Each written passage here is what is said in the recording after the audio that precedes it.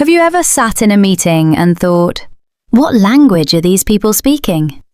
Oh my gosh, yes. And honestly, Emma, I don't think I've ever told you the full story of my first week. Like, the whole thing. Wait, the whole thing? You've never told me everything. No, I gave you the short version. This is the real one. Okay, everyone, stop what you're doing. Alex is about to tell a story. And based on his face right now, this is going to be good. It's not good. It's painful. But yes, let's do it. Welcome to English Listening Daily, by the way. I'm Emma. I'm Alex, and today we're talking about surviving your first fast-paced American meetings. But before we teach you anything, I want you to just live this with me.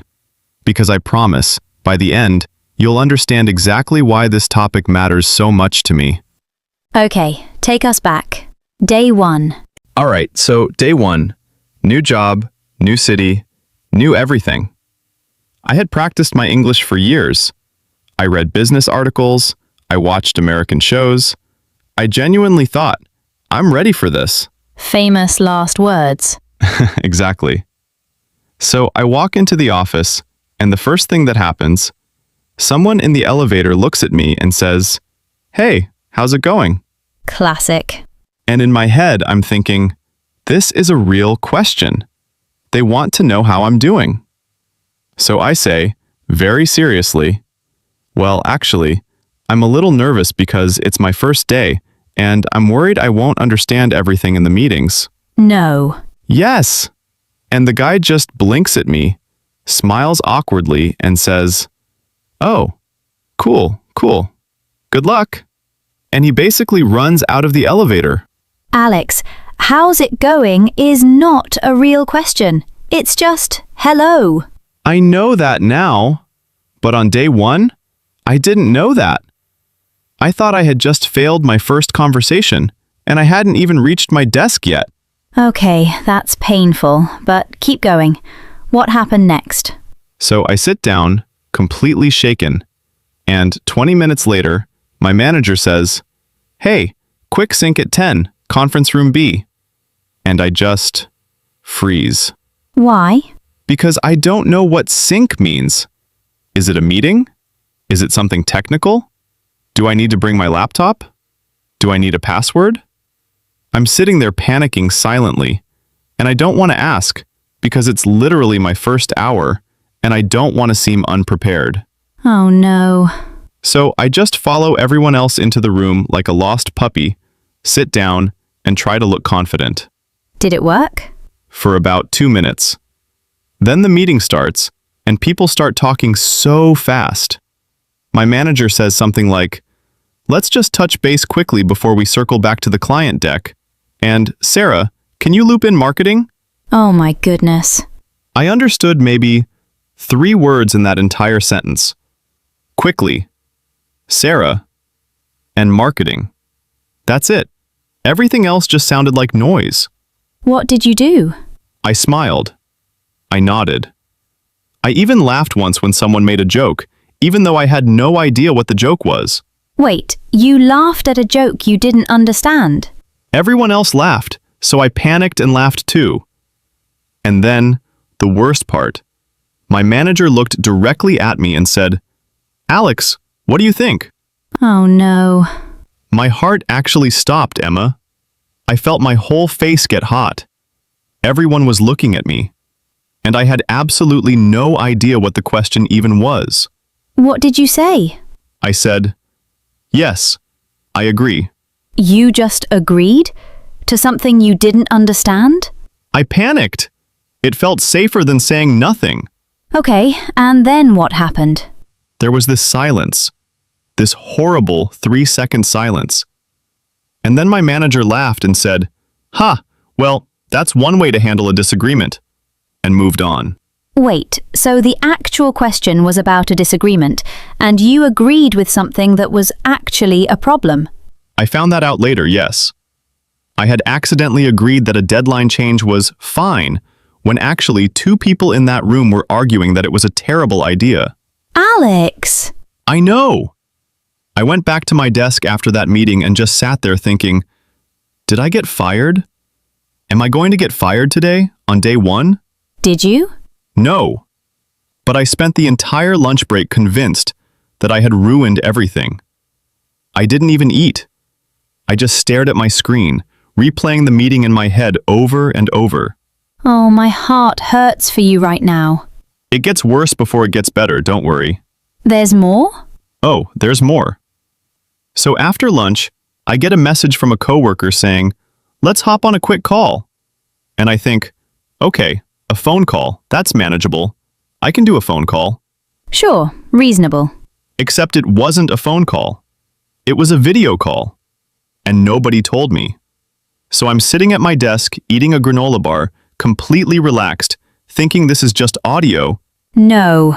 And suddenly my camera turns on, and there I am, on screen, mid-bite, granola bar in my hand, in front of 4 of my new coworkers. Alex! I have never frozen so fast in my life. I just sat there, granola bar halfway to my mouth, staring at the camera like a deer in headlights. What did you do? I slowly put the granola bar down, like it was a crime scene, and said, "Sorry, hi, I didn't realize this was video." And one of my coworkers just laughed and said, "No worries, we've all been there." Oh, that's actually kind of sweet. It was. That moment actually helped. Because for the first time that day I realized, maybe I wasn't the only one who had embarrassing moments. Maybe this was just normal. So, how did the rest of the day go? Honestly, still rough. By the end of the day, my brain felt like it had run a marathon. I went home, and I remember just lying on my bed thinking, can I actually do this job? Am I smart enough? Is my English good enough? That's such a heavy feeling. It really was. I almost considered quitting that week. I'm serious. Wow. Okay, so what changed? Because clearly you didn't quit. What changed is, I started paying attention, not to every word, but to patterns. I noticed certain phrases kept repeating. Circle back, touch base, loop in, sync. These weren't random, they were just office vocabulary. A language inside the language. And once you learned that vocabulary, Everything got easier. Not perfect, but easier. And that's actually exactly why we want to teach you these phrases today. So you don't have to learn them the hard way, like I did, with a granola bar in your hand and your manager asking what you think about something you didn't even hear. okay, listeners, I hope you're sitting there right now thinking, that is exactly what happened to me, or that is exactly what I'm scared of happening. Either way, you are in the right place. Let's make sure none of you have your own granola bar story. Let's do it. So let's break down what actually happened in your story, Alex, because it's the perfect example. Your manager said, let's touch base quickly before we circle back to the client deck. And can you loop in marketing? Which, to me, sounded like complete nonsense. Right, but it's actually simple once you know the pieces. Touch base means to have a quick check-in conversation. Circle back means to return to a topic later. And loop in means to include someone, to add them to the conversation or the email. So that whole sentence really just means, let's quickly check in now, talk about the client project again later, and please include marketing in this conversation. Exactly. See, it's not actually complicated. It's just unfamiliar. I wish someone had given me that translation on day 1. That's literally why we're doing this. Let's go through a few more, because these show up constantly in American offices. There's I'm on board, which means I agree, I support this. Picture stepping onto a boat with the team. You're joining them. That visual helps so much. There's that makes sense, which just means I understand or I follow your logic. People say it all the time, almost like a small verbal nod. I use that one constantly now. Let's move forward means let's continue, let's proceed to the next step. And can you elaborate, which, Alex, I know scared you in your story. It really did. I thought I was in trouble. But it just means can you explain more or can you give more detail? It's usually a sign of interest, not a problem. I wish I had known that during my meeting. I think I actually avoided eye contact for a week after that. And last one, keep me posted. This simply means keep me updated. Let me know what happens. If your manager says, keep me posted on the client call, they just want an update later. Okay, quick recap for everyone. Touch base is a quick check-in. Circle back is talk again later. Loop in is include someone. On board is agree. That makes sense is I understand. Move forward is continue. Elaborate is explain more. And keep me posted is update me. Perfect. And listeners, you don't need to memorize this list today. Just notice these phrases next time you're in a meeting. Slowly, your brain starts recognizing the pattern, exactly like Alex's did. Now, here's something just as important as the vocabulary. What do you do in the moment when you miss something? Because Alex, in your story, you didn't ask for clarification. You just panicked and agreed. Painfully accurate. So let's give listeners better tools than panic agreeing. Please, save them from my mistakes. First, could you repeat that? Simple, polite, completely normal to say. Or, sorry, I didn't catch that. This one feels casual, not nervous, which I like. There's also, could you say that one more time? Very direct and clear. And if you understood part of it but want to confirm the rest, you can say, just to clarify, and repeat what you think they meant. Like, just to clarify, you want this finished by Friday? That phrase alone could have saved you from your entire granola bar disaster. Don't remind me. And one more. Let me make sure I understood correctly. This buys you a little time and shows you're actually engaged in the conversation. Honestly, native speakers use these phrases too. Meetings are loud, people talk fast, there's background noise.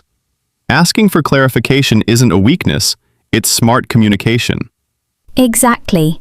If you had used even one of these phrases in your meeting, instead of just saying, yes, I agree, to a question you didn't understand, I probably wouldn't have spent my lunch break convinced I was getting fired. Lesson learned, though. Let's pause for a second, because I want you, our listener, to really think about this. Have you ever had a moment like Alex's granola bar moment, where you froze, or panicked, or just said yes to something you didn't understand? Take a second. Picture that exact moment in your head. What would you say differently now? Try it out loud. Sorry, I didn't catch that. Could you say that again? Or try finishing this sentence with your own example. Just to clarify, These small practice moments, even just talking to yourself, are building real fluency. Trust the process. Now, Alex, after everything that happened that day, the elevator, the meeting, the granola bar, how did you actually get through it? honestly, I had to let go of needing to be perfect. For weeks, I thought I needed flawless grammar before I could speak up. I'd plan a sentence in my head, fix it 3 times, and by the time I was ready, the conversation had already moved on without me. That's so relatable for so many listeners. And eventually I realized, nobody in that meeting was grading my grammar. They just wanted my actual thoughts, my input. Communication matters more than perfect grammar. If you say, "Yesterday I finished the report," instead of, "Yesterday I finished the report," people still understand you completely. And honestly, everyone struggles when starting something new. It's not just an English thing, it's a first job thing. Even native speakers feel nervous starting somewhere new. That fear isn't really about language. It's about being new, being watched, wanting to do well. That feeling is universal. So my advice? Learn the very hard way. Speak, even with an imperfect sentence. A simple sentence is so much more valuable than silence, or worse, accidentally agreeing to something you don't understand. Beautifully said.